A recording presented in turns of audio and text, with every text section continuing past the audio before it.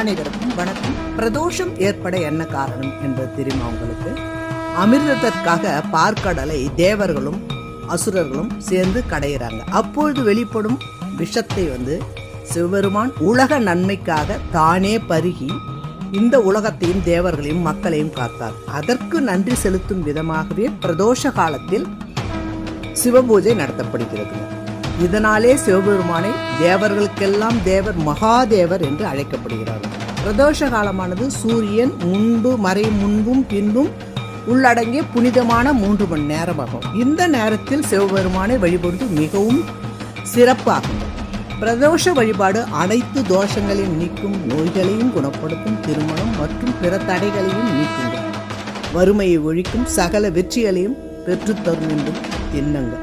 இவ்வழிபாட்டால் சிவபெருமான் கருணை பெற்று வாழ்வில் அனைத்து துன்பங்கள் நீங்கி இன்பங்கள் பெருகும்.